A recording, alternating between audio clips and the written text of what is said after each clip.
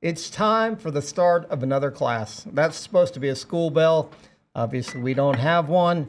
So here we are with another edition of Who Closed Last Night? Brought to you by Walnut Street Hospitality Group. You should check them out. You They're should great. definitely check them out. They're wonderful. Absolutely wonderful. My name is Stan. And I am Zach. So here we are.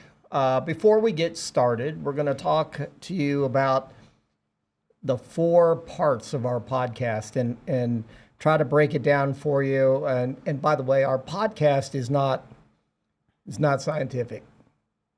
It's opinionated. It's it's opinionated, but our opinions are based on tried and true experiences, things that have happened to us, things that we wish hadn't happened to us. How we got out of a tight spot. How we got out of a tight spot, but how we also learned for the next round of issues or the next round of business ownership. And so we break it up into what we call is a real life question. And this is like, what do we hope that what's the question that we always ask ourselves that hopefully we're asking for you? Or, how did life punch you in the face and gave you a question? There you go. Presented a question. How am I going to get past this? And often you business owners or business operators out there know that getting punched in the face with unexpected things happens frequently. Then we turn around and give you the stories that we've experienced that are relative to that topic. Then we try to give you, I guess, our answer on how we dealt with it in what you might be able to do to avoid it or how to deal with it when it happens. And then lastly, we try to come up with a couple comments and that people have sent us or stories that people have sent us or names that people have called us and all of those wonderful things. And we don't mind either way. But we do have a request. We do have a request. And that is for everybody, to support what we're doing, to help the next guy out. Follow, like, and share this podcast. Follow, like, and share our profile on Instagram and Facebook. You can find us on either at whoclosedlastnight_. You can watch us on YouTube. That's my absolute favorite thing to do in my spare time. So YouTube at Who Closed Last Night Podcast. Listen to us on Spotify. We're on Spotify. It's official. And then, of course, send us your experience. Send us your funny stories. Send us your horrifying stories. Send us the worst guest experience you've ever had. Send all of that. Let us laugh with you. Let us cry with you. Let us share your experience with our audience at whoclosedlastnightpod. That's POD at gmail.com. But you know why I like this podcast? Why? So, I'm getting to be a little older, but I wasn't always this old. But something I really have tried to do in my life is try to keep my ears open and listen from other people's experience, people that I respect, people that have found their own success. But I think that if I can learn something from someone's story or experience, then I don't have to go through the fire. I'll just learn off someone else that has burnt feet. They made it through the fire, right? And that keeps me out of hot water. And I think at the end of the day, that's what we're trying to do with this podcast, right? Have other people not have to go through the hard times because we made it through, and we're going to share with you guys the steps on how we made it through those tough times. I think I enjoy it too, and part of it is remembering those times when laughing about it now and being able to laugh about it now because we weren't laughing about it at the time. I wasn't laughing about any of these. And the other thing, we tend to talk about things that have been issues and maybe not always positive issues. And that's how the name of this podcast came up, Who Closed Last Night, because that's kind of typical. Something is wrong the next day, and the question is, who closed last night? It can be the other way around, too. It can be something that happened that was great. And that's very well said. And so the inflection is, oh, who closed last night? They get 5 closing shifts next week. Yay! So today, our topic is, or our real life lesson is, the value of being a good tenant and making yourself a valued tenant. Now, a lot of people think that, when you own a business, you just go buy the property. Well, that's pretty tough to do now unless you have, Big Daddy Warbucks as part of your support team. So typically, a lot of businesses, they rent space from people that own the space. That's right. And just like renting an apartment, you got a landlord. And there are certain things. The rent is due. And the rent is due. But there are a lot of things that you should do before you sign that lease. First of all, you should read that lease. Because More than one time. At least 4 times. Highlight it, make notes, questions, whatever it is. And then ask the question. Because, people think that, it's broken, I'm calling my landlord, and the landlord says, hey. So when are you going to get that fixed? That's exactly and right. I'm going to need that fixed in less than 30 days. That's exactly right. But why should you be a good tenant? And I think that a lot of people, when they're in this situation, think of that the tenant or landlord situation in a business is being or having to be adversarial. And I would say that that's not necessarily the case. One of the things that we practice, and by the way, we practice this, it's not always easy to practice, but we try to be a great tenant. In general, we try to be a great tenant. Yes. And I think there are things that have happened for us because we were a great tenant. Yes. And things always happen in business. And it's how you are as a tenant that gets how it's going to be from a landlord standpoint.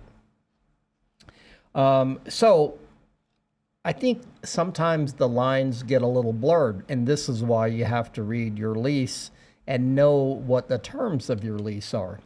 There are things that the landlord will fix and things that you're responsible for fixing. And I think as you've kind of come on board with landlords, you can see that being a good tenant has gotten us, a little easier road to drive down. I think the biggest thing that I like is that you're prioritized. Yes. Right? Because if you make their job easy, they make your job easy. And that's a symbiotic relationship. That's something that I hadn't even thought about until you brought it up. But young student, plenty to learn. I think it's true. When you take care of your landlord, take care of the property, pay your rent on time, and you have an issue, they want to keep you. They want to keep you, right? They want to start negotiating your sign up for the next lease. We still got 2 years, buddy. There's a little bit of time we can get, but we can sign you up right now. I think, and all of our locations are really like this, that our landlords tend to do a little more for us, tend to try to help us out more. And how powerful of that is that when, you're waking up to a fire drill, something's happening in the store, you're short-staffed, there's a hurricane, whatever is happening, and you now have a extended team, Yep. right? Because you can add on your landlord and their resources to help you get your issue under control. Yep. I think I would call that kind of the benefit of the doubt, right? They give you the benefit of the doubt on knowing that you're not trying to screw them. I would completely agree. And who doesn't want to walk around with everybody's benefit and help? Yes. I think another thing that I've found is if something happens accidentally, they don't think that you're doing it on purpose. You got credibility. You have. Okay, let's just 2 lessons. We got them. We learned them 2 things today. Credibility. You have to have credibility with your landlord. Yep. They have to know that your word is your word. Yes. And I think that's important. I remember, and this was a big, well, I think when there is an issue, if you ever have a time that you think that you're gonna have an issue with either a rent or a repair or some sort of issue, if you contact them up front, Don't hide from it. don't hide from it. Be straightforward. Say, hey, look, I have this issue, and I'd like to be able to work with you on I've got a fixing solution. it. And come with a solution. Oh my gosh. If you were the landlord and someone was like, someone that has been a stellar tenant, Yep. paid their rent on time, good to their neighbors, not giving me a hard time, and I come to you as that tenant and say, look, this month I just had a baby, my house burned down, the car crashed on its own. I'm going to be... That's pretty serious. Yeah. It might be even more serious. But I need some help. I need your support. Yes. In the form of, hey, I can get this all wrapped up in 10 extra days. Yes. I can have you squared away if you give me the benefit of 10 extra days. Flexibility. Would you want to help me? Yes, absolutely. So here's an example. This was during the pandemic. Dun, dun. Are we allowed to say that word? I don't know if we're allowed to say it or not, but it's true. I think It is true. every tenant in the world was thinking, how am I gonna, if your business had to close or, Oh, man, that chain email. oh my goodness. And the thing that none of them understood was that the landlord had a mortgage to pay. Well, and I think that's when if you don't understand where the landlord comes from, it becomes an adversarial relationship instead of a symbiotic relationship. And so I remember, what was it? I think on one day we were operating. That night they said we were going to have to close. The next day they said you got 3 days to wrap up your businesses. And, It was a roller coaster. it was a roller coaster. But what I did immediately after that happened, I didn't wait for the businesses to have to close, or I just, and by the way, it wasn't easy. I just took a morning and I called each one of our landlords and I said, hey, I'm sure you're following this. I'm not trying to not pay you, the rent.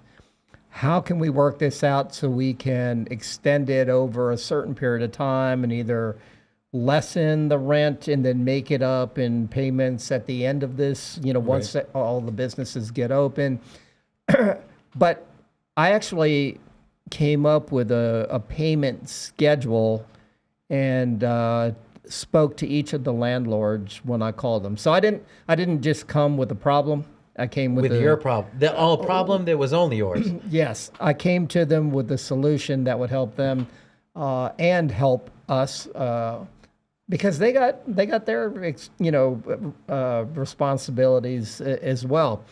And every one of our landlords helped us out. You know what's crazy? In this system that you created, this payment schedule, right? And I'm copied on some of each of the different tenants' emails that I was putting these email blasts where they were trying to, lock their arms together and say, we're not paying rent until we get business back, right? And that does nothing for the landlord in their business. No. Right? But the gem that I want to pull out is that the landlord turned around and offered every tenant, and that's what the biggest landlord in the state of Hawaii, turned around and offered all of their tenants the same payment schedule because they didn't know how to make it through weather this storm. They were this is new. Yeah. This is new worldwide. Yep. Right? And so you took a morning to figure it out, to make something that was agreeable for our party and the landlord's party. But then that was such a good foundation that they took that and offered that to every other tenant in their properties. And I thought that was even more powerful because that meant this was new to them. They didn't know what to do. They No. didn't know how to move. They didn't. And I think we had one tenant come back and tweak it a little bit. I'm sure. But for the most part, I think we got exactly what we asked for. And it was fair. You wrote it up, not one-sided. Right. And I think that was appreciated. And I think that's what being a good tenant is. It's not looking at it like the landlord is our enemy. Right. Right. It's an issue. It's a problem. It's, Affects both businesses. it affects both businesses, and no one wants to lose their business or their livelihood. And no matter how big you are, it hurts. Yeah. And so I think it's important to, before, if you want to grow in a particular location with a landlord, it's a great location and blah, blah, blah. I think you really have to look at it from both sides of the coin. I think that's beneficial in any situation that is tough. Yeah. Right? You Yeah. put yourself in everybody's shoes and just know that you got to walk in your shoes. That's right. And but because of that, things that have come up, repairs that have need to be made and all that stuff have really come back in a positive, beneficial to us since then. I've got a recent story. Okay. So I don't know where I'm at, but the landlord of one of the properties calls. Property manager calls me. So of course I'm answering it like, what's going on, right? And he's telling me that one of our neighbors is complaining that there's some water going from our unit to their unit. And so I'm like, look, I'm going to call the store right away. This is the first time I'm hearing about it. I'll give you a call back with what's going on. I call the store. I hang up with him. I call the store. The manager answers and says, "Hey, The manager of Gotcha. our restaurants Gotcha. answers and say, "Hey, are you calling about the water?" I'm like, I'm already smiling now. I'm like, "Yes, what's going on?" And he was like, "I was just about to call you. I was flushing one of the drains and I walked away for a minute and some of the water went into the bikini store next door, right?" And he apologized, but it's what comes next is what really impressed me. He's like, I already sent someone over there. We mopped it up for him, made sure it was dry, being a good neighbor, being a good tenant, right? And it's taken care of. The issue isn't an issue anymore. Both sides are dry. We're all good.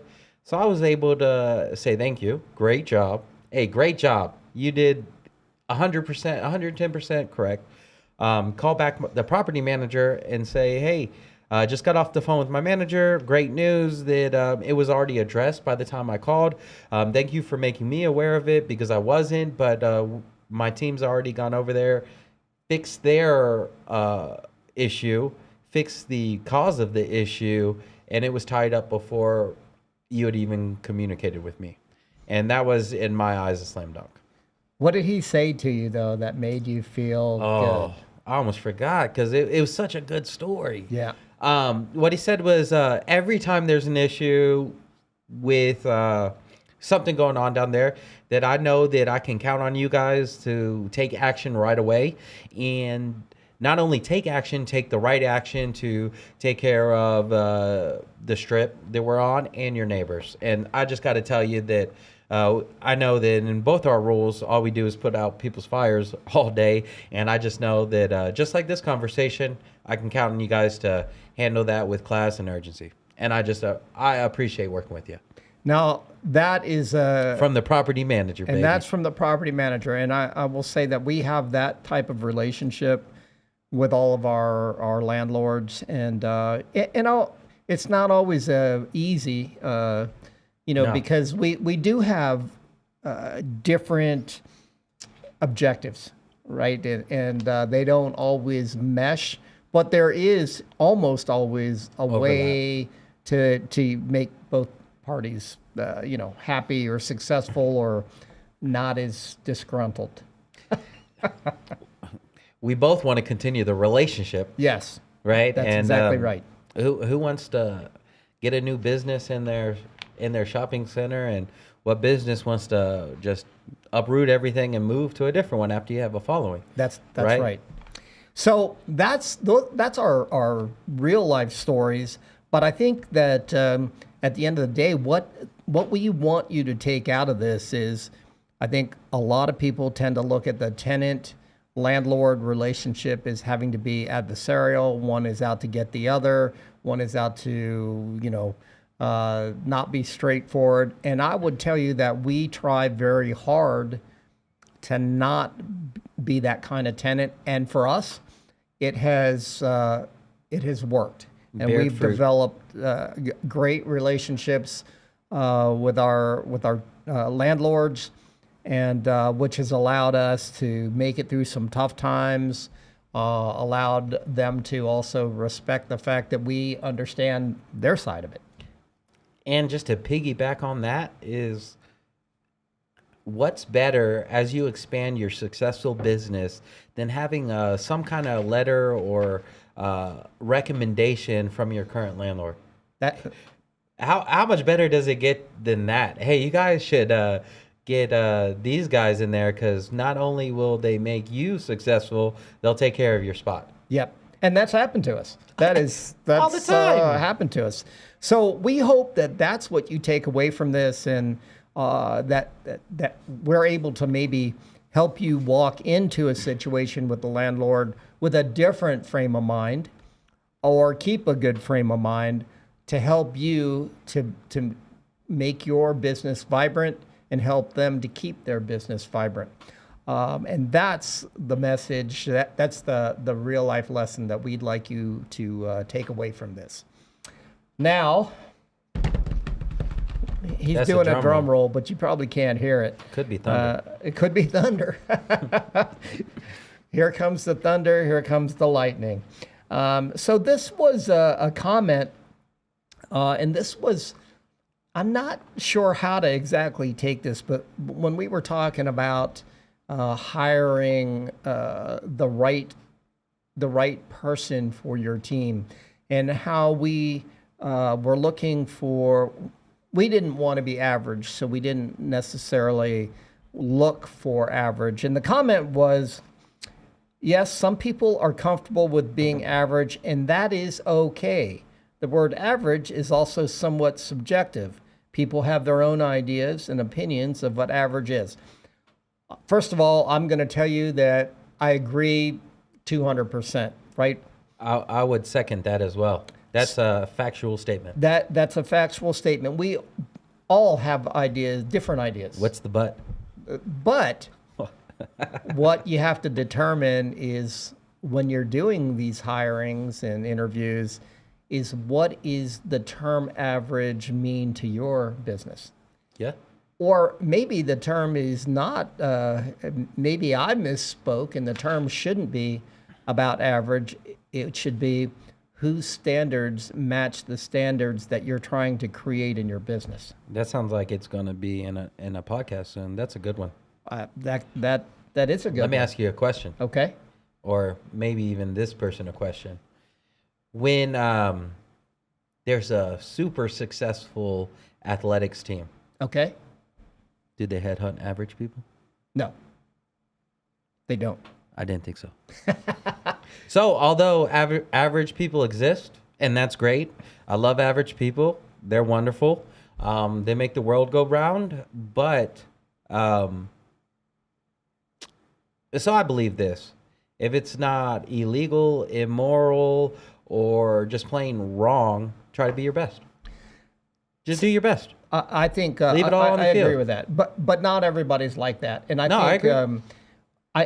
So what she's saying is average is different to everybody. Yeah. And we agree with you 110%. We agree that you have to find what it is in your team members or team leaders that will cause your business to be better. Yes. And so average, what I consider average, someone else might not. What I consider superior, someone else might consider average. And I guess superior is not probably going to get some kind of backlash from this. But what we're saying is, decide what your business needs to be, what you want it to be, the kind of success you want it to have, the kind of recognition or acknowledgement that you want it to have, and find those people that fit that. They got to that share the passion. exemplify that, right? They got to share the passion. That's what we were really saying, and we hope that that's how it's accepted out there. We're not telling people that average isn't good. We're saying that hire what's right for you to get you to where you want to be and to get them to be where they want to be. Yeah. That makes Don't sense? shortchange the vision with the wrong people that you're pushing into the vision of your successful business. Because I guarantee that your vision of your business isn't average, right? You're not putting Not average to you. Not average to you. Right. Absolutely. Right. Absolutely. Wow, that could be a deep subject, one that we'll tackle another time. But you know what? It's that time of the day, that time of the podcast where your ears are probably bleeding because you've been listening to us and you're like, oh, I wish these guys would shut up. And so we're going to shut up. And here's what we want to leave you with. First of all, we want to thank you for being a part of our podcast. And we want to ask you to support our podcast. But the one word that we always want to leave you with, because kind of we're just some island boys, is what's that word? It's aloha. Aloha. Aloha, aloha, aloha.